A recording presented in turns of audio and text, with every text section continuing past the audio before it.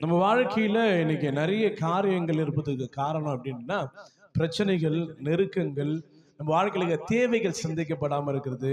அநேக நேரங்கள் நம்ம சோர்ந்து போது இது எல்லாத்துக்கும் ஒரு காரணம் உண்டு. என்ன அப்படின்னா, தேவன் கொடுக்கிற ஆலோசனை நம்ம என்ன பண்ணதுல ஏற்றுக்கொள்வதே கிடையாது. தேவன் கொடுக்கிற எச்சரிப்பை என்ன பண்ணுது, நம்ம ஏற்றுக்கொள்வது கிடையாது. ஆண்டவர் ரொம்ப அழகா சொல்கிறார். ஆமென். இன்னைக்கு இருக்கிற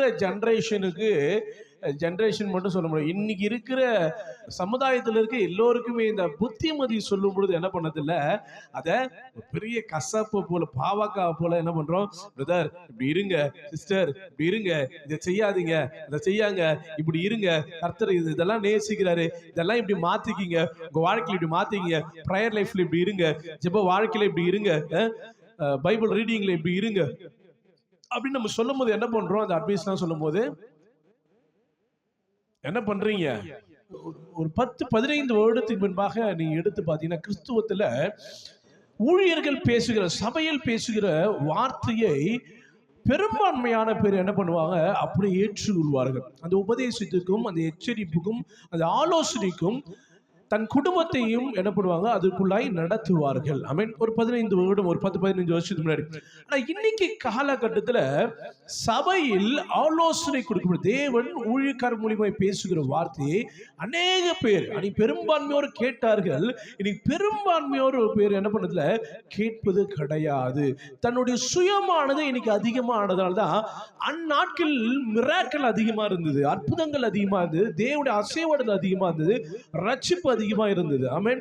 ஆனா இன்னைக்கு ஏன் தேவனுடைய அசைவாடுதல் குடும்பங்களில் இல்ல, சபைகளில் இல்ல?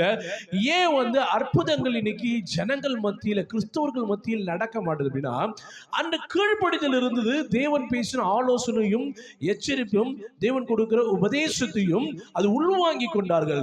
இன்னைக்கு தனக்கு தேவையானதை மட்டும் எடுத்துக்கொண்டு தேவையில்லாத, இப்ப சாப்பாடு வச்சு சில பேருக்குலாம் இந்த என்ன பண்ணுவாங்க, சாப்பாட்டுல குழம்பு ஊத்தினா எல்லாத்தையும் பிரிச்சு வச்சிருவாங்க.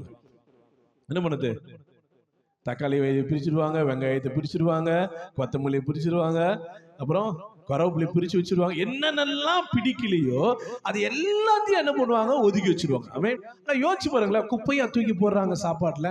எல்லாத்திலும் ஒரு விதமான விட்டமின்ஸ், புரோட்டீன்ஸ், மினரல்ஸ் எல்லாமே இருக்கு.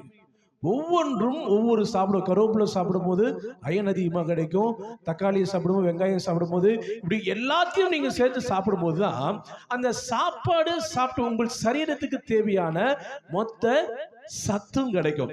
எல்லாத்தையும் ஒதுக்கி, அப்படிதான் தேவன் பேசும்போது என்ன பண்றோம், எனக்கு இந்த உபதேசம் எனக்கு தேவையில்லை, இது எனக்கு இதெல்லாம் கடைபிடிக்க முடியாது, இதெல்லாம் எனக்கு பிடிக்காது, இதெல்லாம் நான் அப்படின்னு அப்படி எடுத்துட்டு தேவையானது எப்படி ஆசீர்வாதமா இருக்கிறது, உங்களுக்கு சந்தோஷமா இருக்கிற காரியம் அப்படி என்ன பண்றோம், இன்னைக்கு வேறு பிரிக்கிறதுனால அநேக நேரத்துல நம்ம பலவீனப்பட்டு இருக்கிறோம். அல்லேலூயா.